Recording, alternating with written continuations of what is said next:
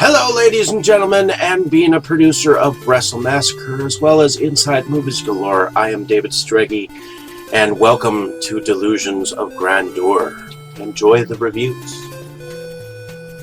I certainly did.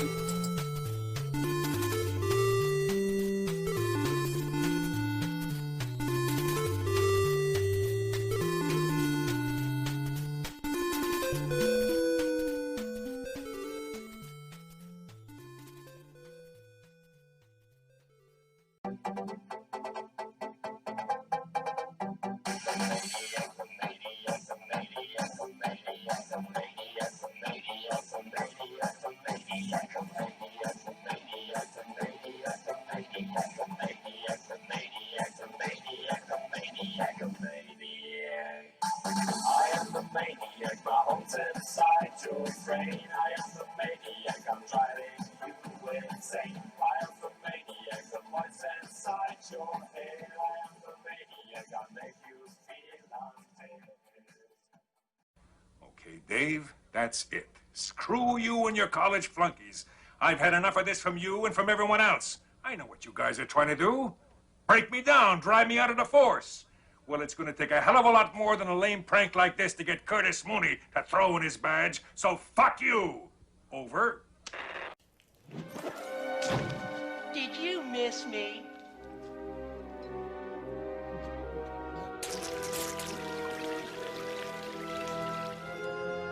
I guess not.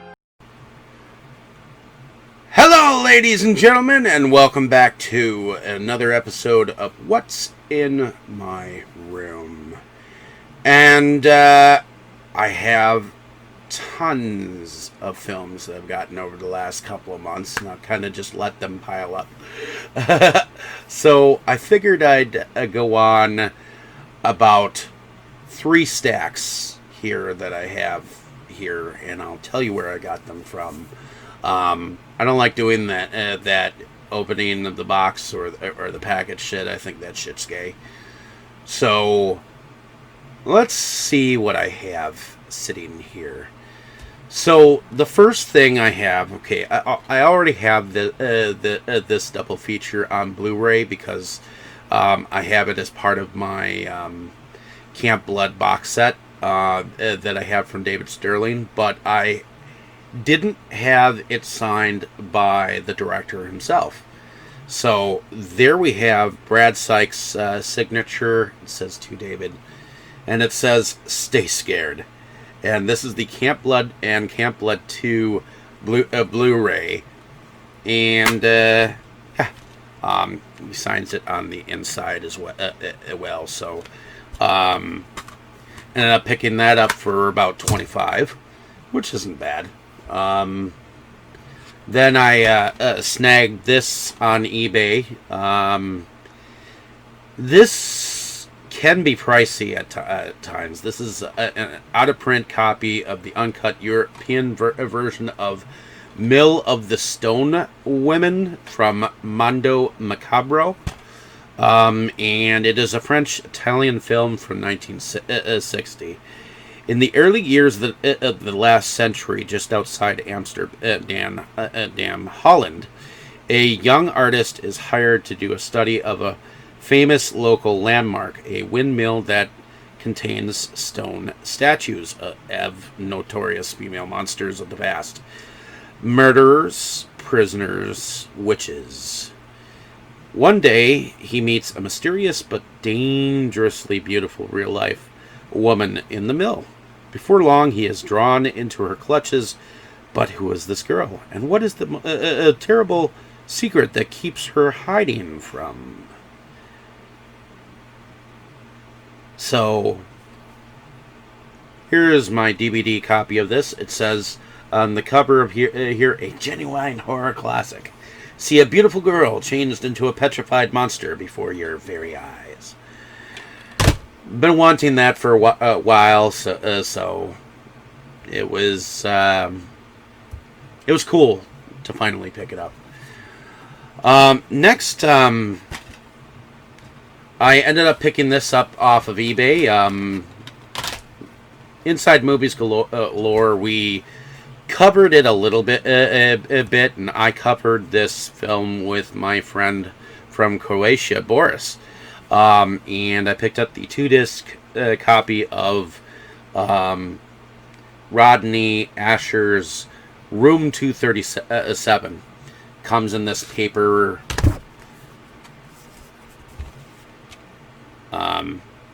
thing. Nice little distributed documentary from IFC Midnight. And thought it was cool enough to pick up. Has some interesting, shall I say, controversies in there. Some of them being the fact that one of them believes that The Shining was in fact about the American genocide of the Indians, and another being that it was a film that was metaphorically talking about the German Holocaust and a possibility of Apollo 11 missions being involved in that Stanley Kubrick might have been part of. In any case, I went to Mega Media Exchange, which is one of the several locations here in Milwaukee. They had moved to Lover's Lane in St. Francis, I think. Yeah, I think it's St. Francis, and this was one of the. No, I think this was actually one of the films that I had picked up at Exclusive Company, which is up on 76th and Greenfield-ish area. So this was one of the, I have seen this once. It's called Legend of the Guardians, the Owls of Ga'Hoole. I know it's based on a book, and it is directed by Zack Snyder. It's an animated feature with owls. So that was the legendary director of 300 and Watchmen who did that film. Next, I have, and I have two of these. Let's see, where is the other one? Aha, down here. I'm somewhat organized. So these two films, these are the old snap cases. Nifty. But anyways, this stars Demi Moore, Sissy Spacek, and Cher, and this is called If These Walls Could Talk. And then If These Walls Could Talk Too. This one stars Vanessa Redgrave, Chloe Sevigny, Michelle Williams, Ellen DeGeneres, and Sharon Stone. And let's quickly read these. If These Walls Could Talk, If These Walls Could Talk is a powerful, intimate portrait of how times and freedoms have changed. It will shock you, it will surprise you, and no matter where you stand on the issue, it will force you to think again. A recently widowed nurse, Demi Moore, is struggling to take control of her life in the early 50s. Mother of four, Sissy Spacek, overwhelmed by trying to raise a family and maintain a career in the 70s. A young student, Anne Hesh, making a decision with the help of one woman, Cher, that will change the course of both their lives in the 90s. These women, living in the same house at different times, share one thing in common: the decision they must come to on how to deal with unplanned pregnancy. And If These Walls Could Talk Too. and I believe the first is directed by Cher, and the second is directed by Anne Hesh. An elderly woman, played by Vanessa Redgrave, widowed when her companion of 50 years dies in 1961, finds herself alone and unprotected as the in-laws move in to cast her out. In 1972, a feminist co-ed, played by Michelle Williams, finds that sexual politics takes a backseat when a boyish girl, played by Chloe Sevigny, attempts to seduce her.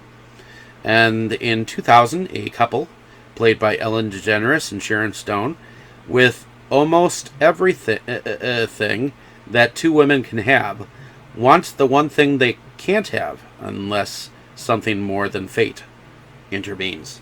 So there I have If These Walls Could Talk 1 and 2.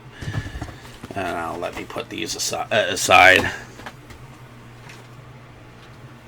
And okay. So next I have a film called Bad Apples. It's directed by Brian Coyne, put out by Uncorked Entertainment, and it says rotten to the core on it. On Halloween night, two malevolent children terrorize a young innocent couple in their home. These wicked tricks become increasingly more sinister as the night continues, and subject an entire neighborhood to a Halloween they will never forget.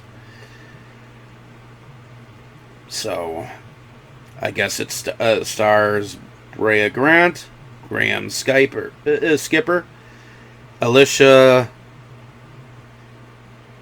Lurim, Heather Vaughn, Diane Golliner, Richard Reclay, Danielle Fieberman, and Andrea Collins.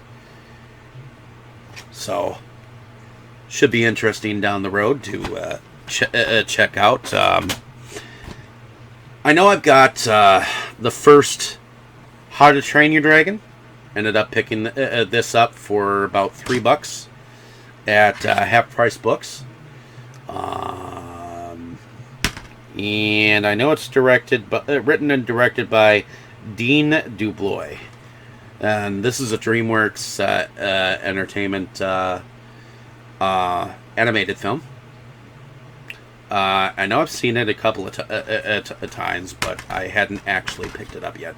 And now I have for a relatively decent price. Next I have Tooth Fairy. She's Here to Collect. And it's directed by Louisa Warren. You'll wish she was only a fairy tale. We all know the legend of the Tooth Fairy, but what we don't know is her dark side. As the adults of a small farm community reunite, they begin to realize the cursed Tooth Fairy is on the loose again, this time hunting their children. So this is set to be a trilogy, and I watched it once. I do need to watch it again. And my first thoughts on this film is that the music definitely sounds like it should be with an action film, and not. It's like the music is way too loud for this film. I mean, this. I like the beginning music. Don't get me wrong. Love it. It's just I'm not sure it entirely goes with the film. I love the cover of the film.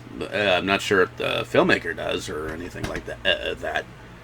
I will still give this another watch just to see if I can understand it a little bit more. I wasn't sure if I was watching it at the right time or not, but I'm hoping the film will maybe grow on me. So next I have this film. I ended up paying about $25 for both both these as a double feature. I heard about 3 on a meat hook, and it just so happens that Flesh Feast, which is this is the last film for I believe Veronica Lake. But 3 on a Meat Hook is supposedly well talked about scene, I guess. Looking forward to checking it out. These do seem like they were ripped from VHS and put on here as a double feature. So it will be interesting to see how well they play. But I guess this it was put out by Grind Global Media, and I guess it's called The Naked Torture Show. So Flesh Feast is from 1970, and one of the most vile, low-budget movies ever. The body of Adolf Hitler is kept alive through human experimentation by a gang of neo-Nazis in hopes he will eventually rebuild his Third Reich and rule the world. Now it's up to the investigative reporter to uncover the secrets of Dr. Frederick's experiments and youth treatments in order to save the world and himself. Then 3 on a Meat Hook is filmed in 1973. It's based on the disgusting and unspeakable true-life crimes of serial killer Ed Gein, who was the inspiration for the Texas Chainsaw Massacre. 3 on a Meat Hook is the chilling and blood-drenched tale of Billy Townsend, a disturbed young man with an unquenchable thirst for hunting female flesh.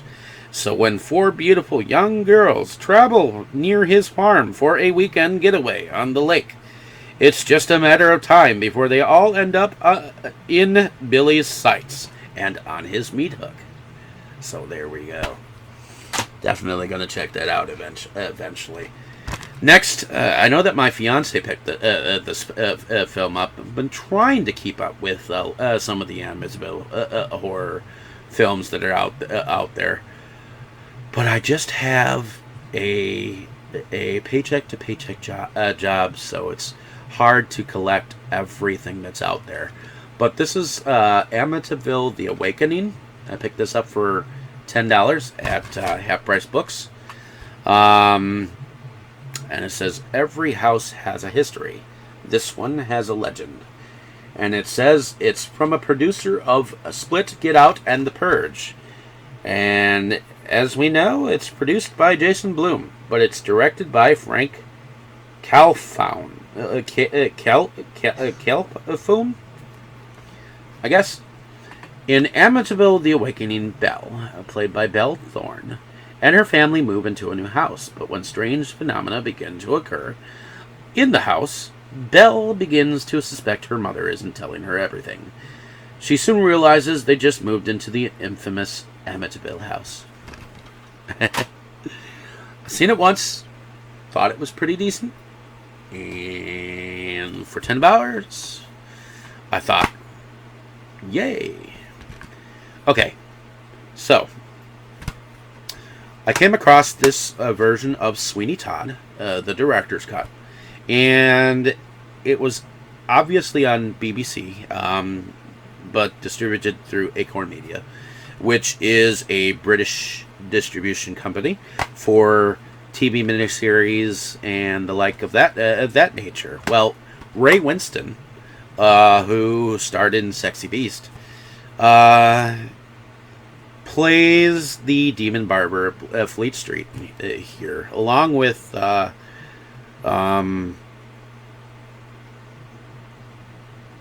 who plays Mrs. Lovett. Okay, so Ray Winstone from Sexy Beast transforms the Demon Barber of Fleet Street from a caricature of evil into a heartbreakingly tormented soul who discovers his power to kill and his powerlessness to stop. In filthy, teeming 18th century London, expert barber Sweeney Todd lives in the shadow of Newgate Prison, a hellhole for which he spent 20 years for a crime he didn't commit. Todd tries to carve out a quiet, simple life of service, but his past haunts him. Battling murderous impulses, he befriends Mrs. Lovett, a lusty young woman whom he sets up in a pie shop next door. As carved up bodies start turning up in the Fleet River, and Mrs. Levitt's meat pies turn ever more delectable, the police launch an investigation. How long will it take for them to suspect the quiet, kindly barber? Also starring Essie Davis, Tom Hardy, David Warner, and David Bradley. So, what's interesting is that Ray Winstone, who also starred in Sexy Beast, that isn't the only actor who starred as the Demon Barber. It just so happens that Ben Kingsley also starred in a version of Sweeney Todd as well, in a movie called A Tale of Sweeney Todd, and that particular version hasn't gotten a specific legitimate release, but this one has. So I'm waiting for A Tale of Sweeney Todd to eventually come out. I liked this version, but I liked that version as well. And I've seen different bootlegs of the film that are out there, but I want it to come out as a real thing. So hopefully that comes out eventually. So next I have Claire Danes in a movie called Temple Grandin. Autism gave her a vision. She gave it a voice. And this is directed by Mick Jackson. And it's actually based on Temple Grandin's writings, from what I understand. My Aunt Gail told me about this film, partially because I have autism myself. So I'm definitely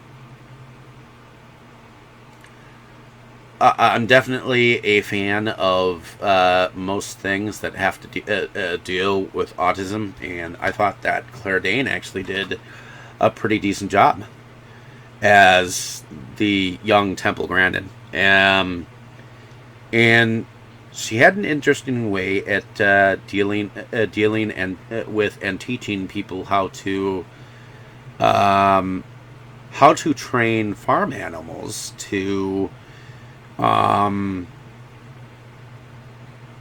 survive on a farm. I mean, she had different methods of breathing in order to get cows through certain gates and pastures, and she definitely saved a lot of animals because of her love of animals. So she had a unique way of looking at things. Next I have this 8-movie all-action collection that I picked up. On here, I have Capricorn 1 from 1978, The Cassandra Crossing from 1977, Borderline, a film from 1980, Love and Bullets from 1979, The Domino Principle from 1977, All Quiet on the Western Front from 1979, Raise the Titanic from 1980, and I love that the fact that David Selby from Dark Shadows is on Raising the Titanic, and The Eagle Has Landed, filmed in 1977. So this will be an interesting war collection to go through. Thought that was an interesting pickup. I picked this one up at the Exclusive Company, by the way, and I believe this one I picked up at half price for, I think it was $7. Yeah, I think it was $7. The Temple Grandin film, and this one was $5. So this is called Televoid, and it was directed by Michael Boydston, and evidently he did a lot of computer animation. These are like earlier forms of CGI anthology-like short films.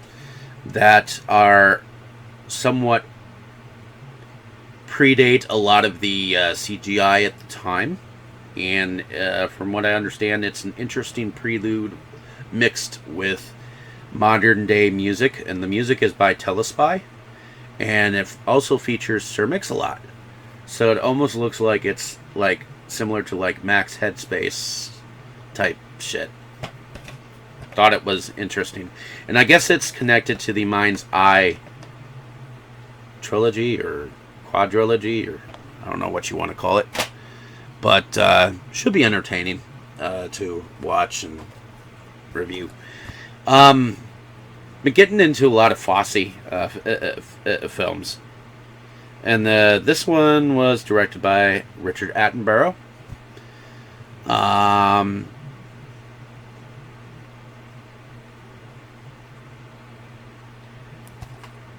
I guess this was called A Chorus Line.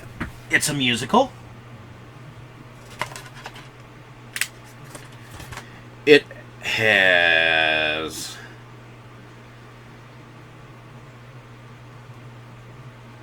Nicholas.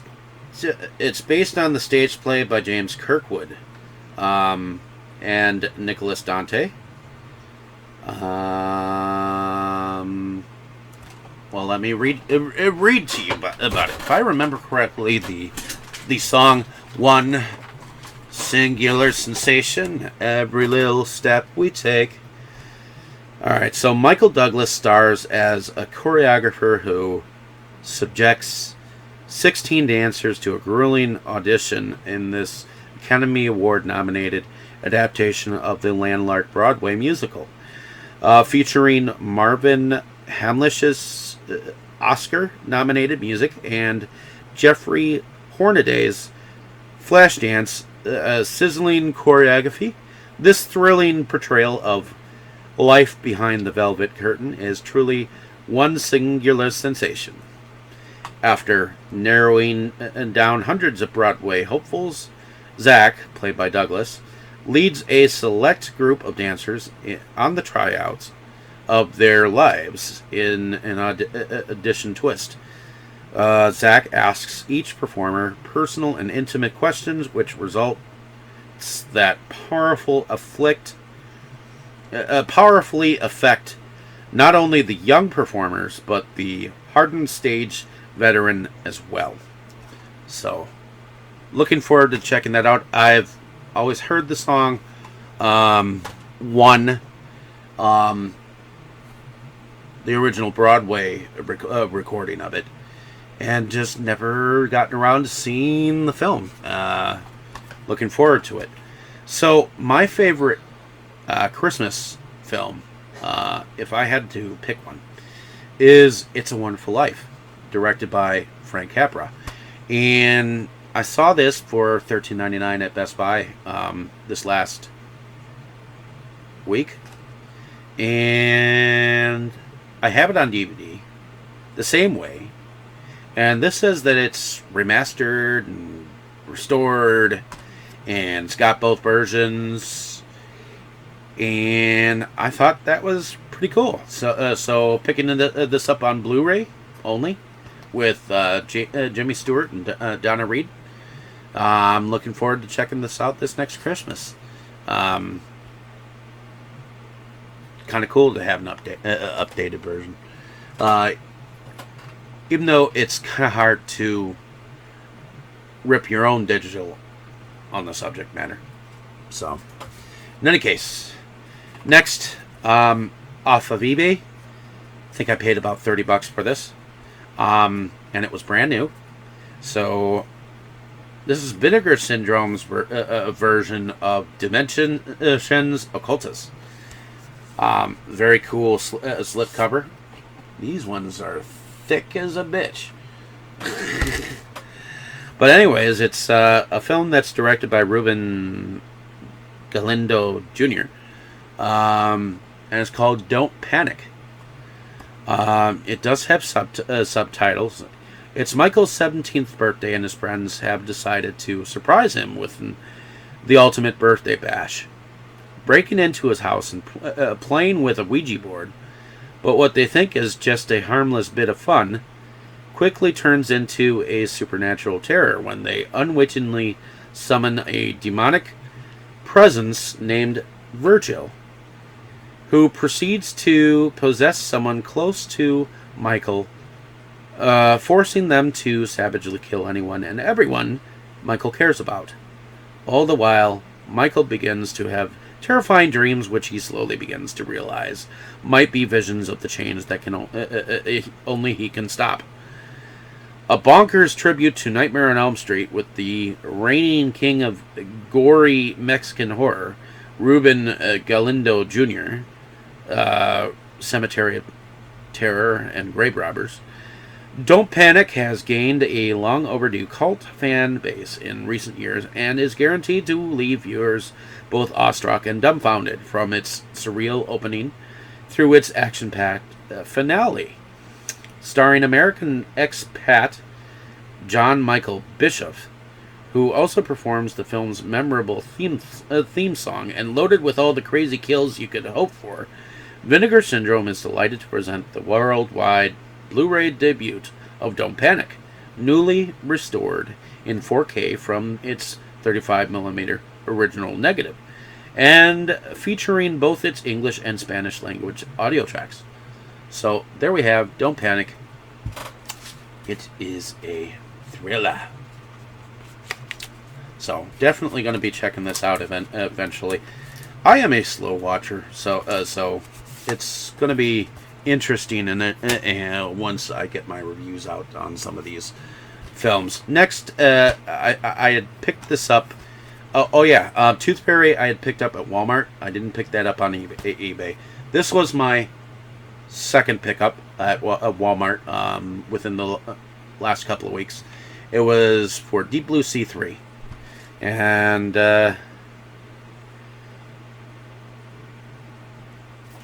let's see. It's directed by John Pogue. And it stars Tanya Raymond, Nathaniel Buzalik, among others. And I guess it was Warner Home Entertainment that presents this.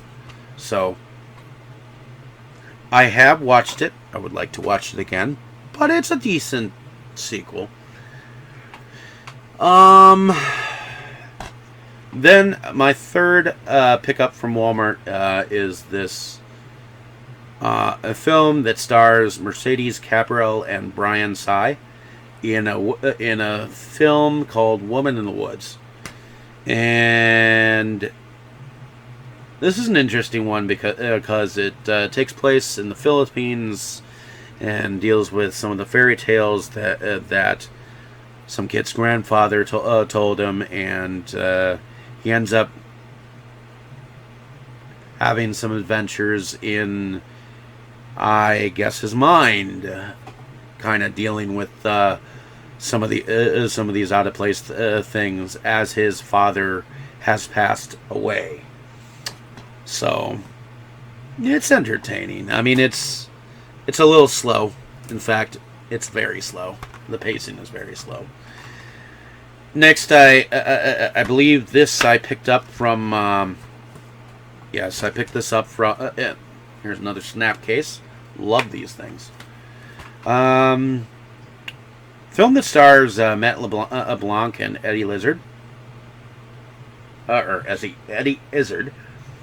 In a film called All the Queen's Men. And on the front it says, "War is a drag.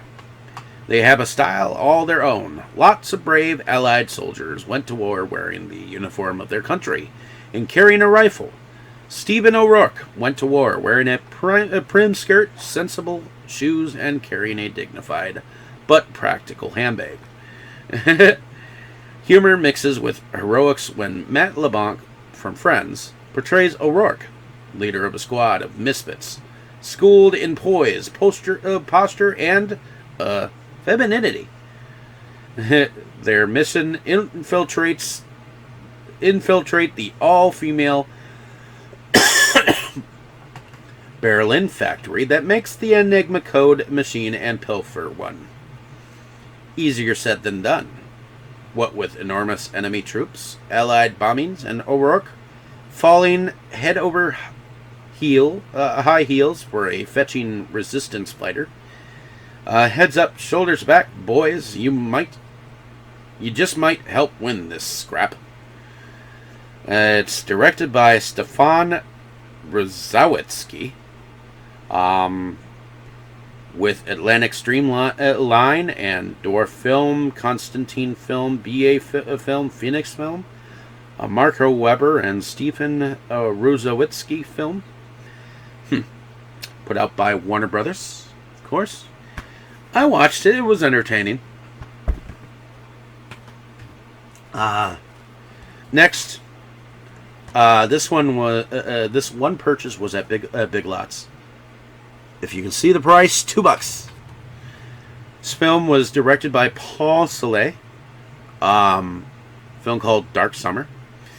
Keir Gilchrist, Stella Moyov, Maestro Harrell, and Grace Phipps and Peter Stormare star in this film, and it says some crushes last forever.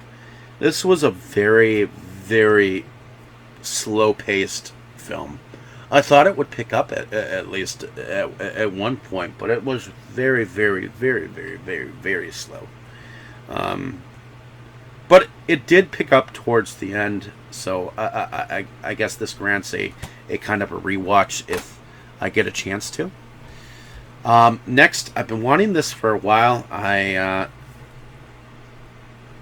didn't get the chance to pick it up for $30, but I saw it for $30 at one point in time. That was a very good price for it at the time.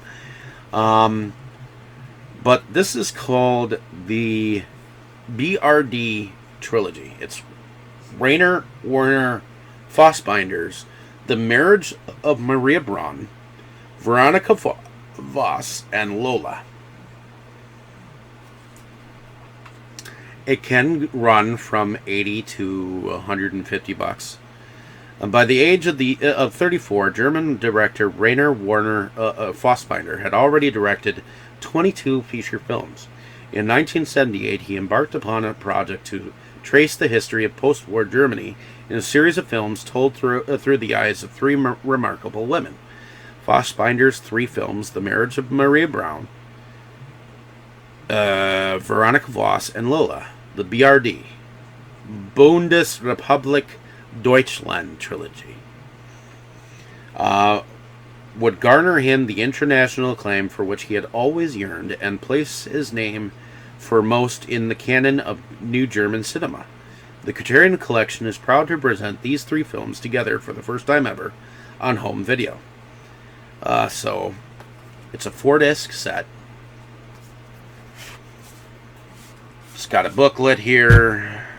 Probably shows you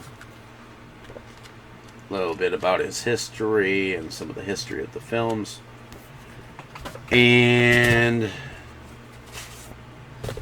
you got the supplement disc, you got Veronica Voss, you got Lola and The Marriage. So it's kind of cool now owning the set. It was a back burner set that I've been planning on getting and just didn't have the money for it at the time. I kept buying up more other stuff. So apparently there is, from DigiDream Studio, there are these Blu-rays that are out there that say CCC on them. And it says Classic Cult Collection across the top. These are German Blu-rays that don't care about the region code. You can actually play them on everything. And I ended up getting this box set from a friend of mine of Michael Dudikoff films. On here, And it came in this nice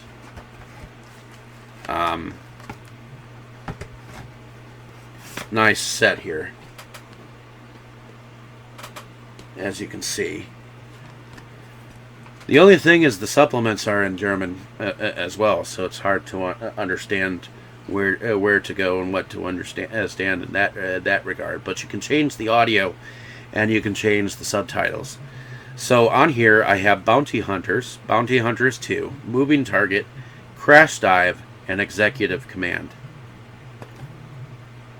So that's an interesting box set. Watched the entirety of that. Here's another one that I had picked up from Exclusive Company. This one looked kind of interesting. It's directed by Sofian Khan. And this is from put out by Midnight Releasing. It's called Destined to be Ingested. Honey, Luxury, and Cannibals. Anna and Tom were a down-and-out couple until one day their fortunes changed. One lucky lottery ticket. Later, they found themselves living the good life, cruising the South Pacific with their fancy new friends, enjoying the essential 3 C's of luxury living: champagne, caviar, and cocaine. But when the group of yuppies lose their way and are marooned on a mysterious jungle island, their charmed lives suddenly become a string of gruesome deaths. So, all is good and well with cannibalism. And I'm definitely going to be checking that out eventually. Looks interesting. Next, I have a film called Condemned. A man's home is his castle, his prison, his grave. This film is written and directed by J.P.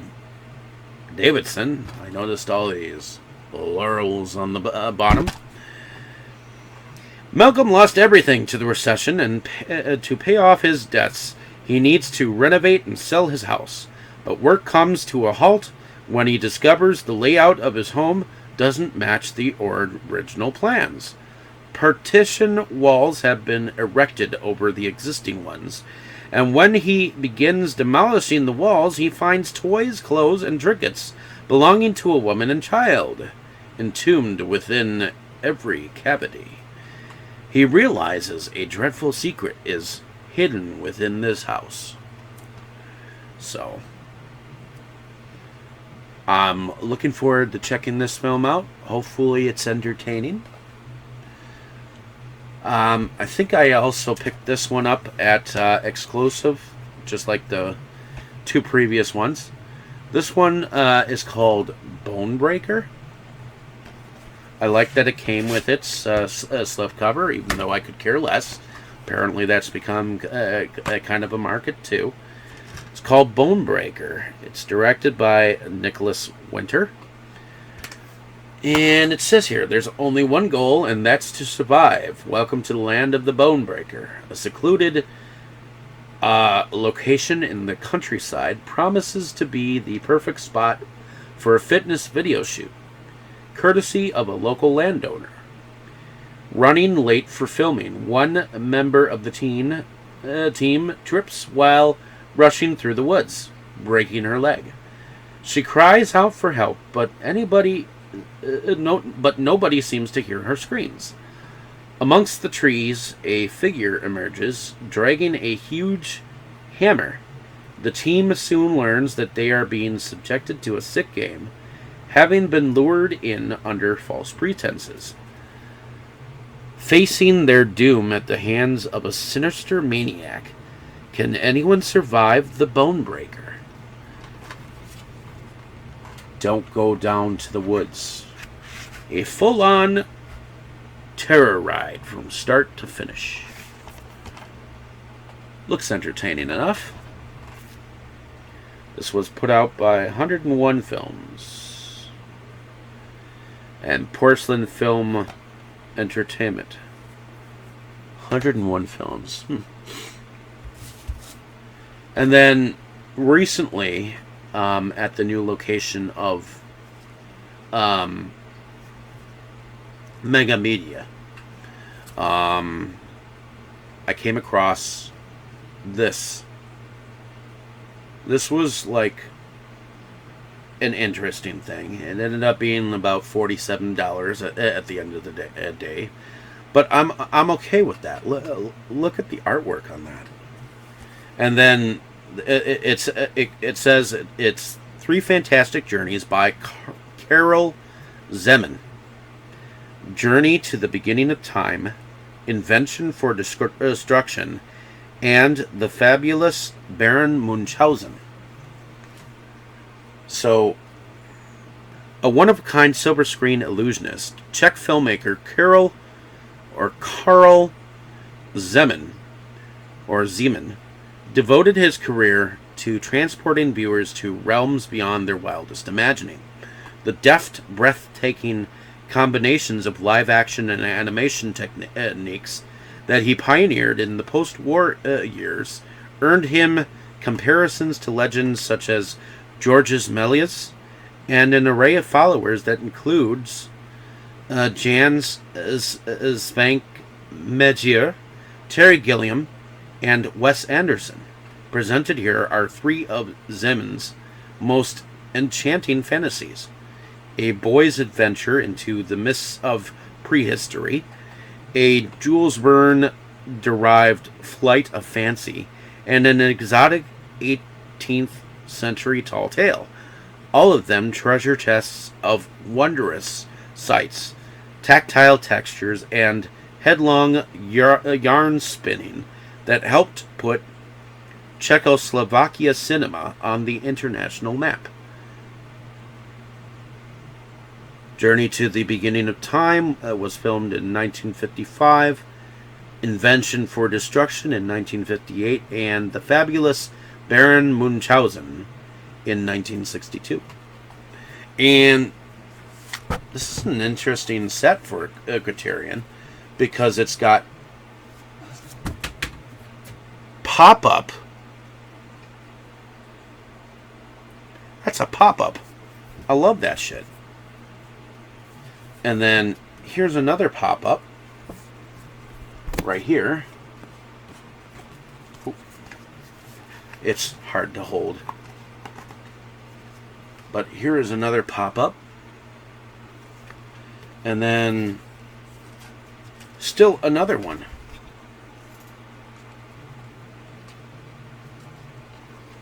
That is so cool.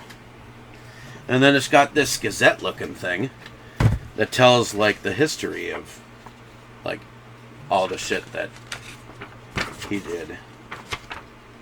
It's kind of cool. But in any case, I think that's all the time that I have for today, folks. I'd love to go on about more. And I have more stacks here to talk about. So this is amazing. This is going to be like 5 videos instead of just like 2. So that is an entertaining, going to be an entertaining set. In fact, that's my favorite out of those stacks, to be honest, of my pickups. So thank you for listening.